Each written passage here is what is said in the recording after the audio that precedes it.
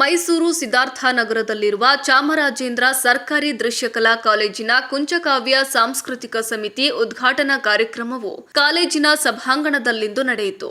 ಕಾರ್ಯಕ್ರಮವನ್ನು ಪರಿಸರವಾದಿ ಮನು ಕೇರವರು ಜ್ಯೋತಿ ಬೆಳಗುವುದರ ಮೂಲಕ ಉದ್ಘಾಟಿಸಿದರು. ನಂತರ ಮಾತನಾಡಿದ ಅವರು, ಕಲಾವಿದರು ಸಾಂಪ್ರದಾಯಿಕ ಚೌಕಟ್ಟನ್ನ ಬಿಟ್ಟು ಪ್ರಸಕ್ತ ವಿದ್ಯಮಾನಗಳ ವಿಷಯಗಳ ಬಗ್ಗೆಯೂ ಕಲಾಕೃತಿಗಳನ್ನು ರಚಿಸುವಂತಾಗಬೇಕು. ರಾಜಕೀಯ ಹಾಗೂ ಸಾಮಾಜಿಕ ವಿದ್ಯಮಾನಗಳ ಕುರಿತು ಕಲೆಯ ಮೂಲಕ ಜನರ ಗಮನ ಸೆಳೆಯುವಂತಾಗಬೇಕು ಎಂದು ಕರೆ ನೀಡಿದರು. ಅಲ್ಲದೆ ಪರಿಸರದ ನಾಶದ ಬಗ್ಗೆಯೂ ಕಳವಳ ವ್ಯಕ್ತಪಡಿಸಿದ ಅವರು, ಮನುಷ್ಯ ಹೇಗೆ ಪ್ರಕೃತಿಯನ್ನ ಕಾಪಾಡಿಕೊಳ್ಳಬೇಕು ಎಂಬುದನ್ನು ತಿಳಿ ಹೇಳಿದರು. ಇಲ್ಲಿರೋ ಎಕ್ಸ್ಪರ್ಟ್ ಟೀಚಿಂಗ್ ಫ್ಯಾಕಲ್ಟಿ ನಿಮಗೆ ಎದೆ ಮುಟ್ಟಿ ತಟ್ಟಿ ಗೆಟಪ್ ವೇಕಪ್ ಡೂ ಸಮಥಿಂಗ್ ಅಂತ ಹೇಳ್ಬೋದು. ಆದರೆ ಅದ್ರ ಜೊತೆಗೆ ನಿಮ್ಮದೇ ಆದ ಒಂದು ಆಸ್ಮಿತೆ ಇರುತ್ತೆ, ನಾನು ಏನಾಗಬೇಕು ಏನು ಅಂತ ಅನ್ನೋದು. So that is the political character in you. ಆ ಪೊಲಿಟಿಕಲ್ ಅವೇರ್ನೆಸ್ ಉಳಿಸ್ಕೊಂಡಿದ್ರೆ ನೀವು ಜಾಗತಿಕವಾಗಿ ಎದ್ದು ನಿಲ್ತ್ಕೋತೀರ. ಇಲ್ಲದಿದ್ರೆ ಮತ್ತೆ ತುಂಬ ಹಳೆ ನಮ್ಮ ಕೇವ್ ಮೆನ್ ಏನು ಚಿತ್ರ ಅಂತ ಹೇಳ್ಕೊಟ್ಟು ಅದೇ ಚಿತ್ರ ಮಾಡ್ಕೊಂಡಿರ್ತೀವಿ. ಸೊ ಸೃಜನಶೀಲತೆ ಬರೋದು ಇವತ್ತಿನ ಆಗು ಹೋಗುಗಳ ಬಗ್ಗೆ ಸಂಪೂರ್ಣವಾದ ಮಾಹಿತಿ ಇದ್ದು ಅದಕ್ಕೆ ನೀವು ಸ್ಪಂದಿಸೋವಾಗ ಮಾತ್ರ. ನಾವು ಪೊಲಿಟಿಕಲಿ ಅವೇರ್ ಆಗಿರಬೇಕು, ಏನಾಗ್ತಿದೆ ಅನ್ಬೇಕು, ಅದಕ್ಕೆ ಸ್ಪಂದಿಸಬೇಕು.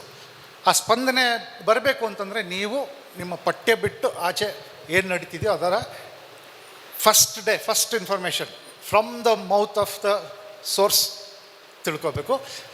ಇವತ್ತಿನ ಕಾಲದಲ್ಲಿ ವದಂತಿಗಳಿಗೆ ಬೇಕಾದಷ್ಟು ಮಾಧ್ಯಮಗಳಿದ್ದಾವೆ, ಅದನ್ನು ಬಿಟ್ಟು ಮೂಲ ಏನೋ ಅದನ್ನ ಹುಡ್ಕೊಂಡು ಹೋಗ್ಬೇಕು ನೀವು.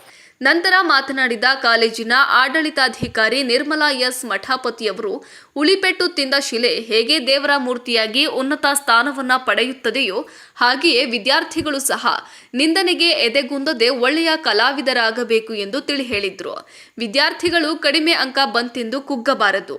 ಅಂಕಪಟ್ಟಿ ಪ್ರಮಾಣ ಪತ್ರವೇ ಜೀವನವಲ್ಲ. ಇದನ್ನ ಹೊರತಾಗಿಯೂ ಬದುಕು ಕಟ್ಟಿಕೊಳ್ಳಲು ಹಲವು ಅವಕಾಶಗಳಿದೆ. ಹಾಗಾಗಿ ವಿದ್ಯಾರ್ಥಿಗಳು ಕುಗ್ಗದೆ ಹಿಗ್ಗದೆ ಜ್ಞಾನ ಸಂಪಾದನೆ ಕಡೆ ಗಮನ ಹರಿಸಬೇಕೆಂದು ತಿಳಿ ಹೇಳಿದ್ರು. ಸಹನೆ ಎಷ್ಟಿದೆ ಅನ್ನೋದನ್ನು ವಿದ್ಯಾರ್ಥಿಗಳು ಇವತ್ತು ಯೋಚನೆ ಮಾಡಬೇಕು. ಯಾಕಂದರೆ ಸಾವಿರಾರು ಕಲ್ಲುಗಳು ನಮಗೆ ಸಿಕ್ಕುತ್ತೆ, ಆದರೆ ಅದರ ಒಂದು ಕಲ್ಲು ಮಾತ್ರ ಉಳಿಯ ಪೆಟ್ಟನ್ನು ತಡ್ಕೊಂಡು ಸಹಿಸ್ಕೊಂಡು ಅದು ಮೂರ್ತಿ ಆಗುತ್ತೆ ಅಲ್ವಾ?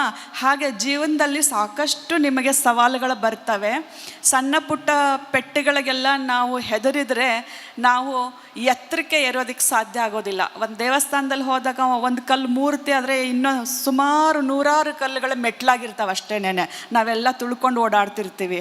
ಹಾಗೆ ವಿದ್ಯಾರ್ಥಿಗಳು ಸ್ವಲ್ಪ ಏನೋ ಸಮಸ್ಯೆ ಆಯಿತು ಅಂತಂದರೆ ಎದೆಗುಂದಬಾರ್ದು. ನೀವು ನಿಮ್ಮಲ್ಲಿ ಶ್ರದ್ಧೆ ಇರಬೇಕು, ಸಹನೆ ಇರಬೇಕು, ಕಲಿಬೇಕು ಅನ್ನೋವಂಥ ಒಂದು ಛಲ ಇರಬೇಕು, ತಿಳ್ಕೊಳ್ಬೇಕು ಅನ್ನುವಂಥ ಒಂದು ಹಂಬಲ ಇರಬೇಕು. ಯಾರೋ ಏನೋ ಅಂದರು ಅಂತಂದ ತಕ್ಷಣ ಅಯ್ಯೋ ಇಷ್ಟೇನಾ ಜೀವನ ಅಂಥೇಳಿ ಇವತ್ತು ಬಹಳಷ್ಟು ಯುವಕರು ಒಂದು ಮೊಬೈಲ್ ಸಿಕ್ಕಿಲ್ಲ ಅಂತಂದರೆ ಪ್ರಾಣ ಕಳ್ಕೊಳ್ತಾ ಇದ್ದಾರೆ, ಪರೀಕ್ಷೆಯಲ್ಲಿ ಅಂಕ ಕಡಿಮೆ ಬಂದರೆ ಪ್ರಾಣ ಕಳ್ಕೊಳ್ತಾ ಇದ್ದಾರೆ.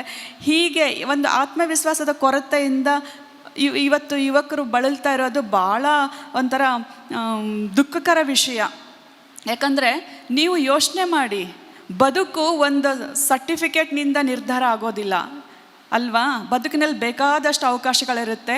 ಆ ಅವಕಾಶಗಳನ್ನು ನೀವು ಸದುಪಯೋಗ ಪಡಿಸ್ಕೊಳ್ಬೇಕು ಅಂತ ಹೇಳಿ ನಾನು ಈ ಮೂಲಕ ತಮಗೆ ಹೇಳಕ್ಕೆ ಇಷ್ಟಪಡ್ತೀನಿ. ನಂತರ ಕಾವಾ ಕಾಲೇಜಿನ ಹಿರಿಯ ವಿದ್ಯಾರ್ಥಿ, ಕಾವಾ ಅಲುಮ್ನಿ ಅಸೋಸಿಯೇಷನ್ ಕಾರ್ಯದರ್ಶಿ ಹಾಗೂ ನಮ್ಮ ಶ್ರೀ ಕನ್ನಡ ಟಿವಿ ಪ್ರಧಾನ ಸಂಪಾದಕ ಸೂರ್ಯ ಅವರು ಕಳೆದ 17 ವರ್ಷದಿಂದ ಡಾಕ್ಟರ್ ರಾಜ್ಕುಮಾರ್ ಸ್ಮರಣಾರ್ಥ ಕಾಲೇಜಿನಲ್ಲಿ ವ್ಯಾಸಂಗ ಮಾಡುತ್ತಿರುವ ಪ್ರಥಮ ವರ್ಷದಲ್ಲಿ ಅತಿ ಹೆಚ್ಚು ಅಂಕ ಗಳಿಸಿದ ವಿದ್ಯಾರ್ಥಿಗೆ ನಗದು ಸಹಿತ ಪ್ರಶಸ್ತಿ ನೀಡುತ್ತಾ ಬರುತ್ತಿದ್ದು, ಈ ಬಾರಿಯ ಅತ್ಯುತ್ತಮ ವಿದ್ಯಾರ್ಥಿ ಪ್ರಶಸ್ತಿಯನ್ನ ರೀಶಾ ಬನ್ಸಾಲಿಯವರಿಗೆ ನೀಡಲಾಯಿತು.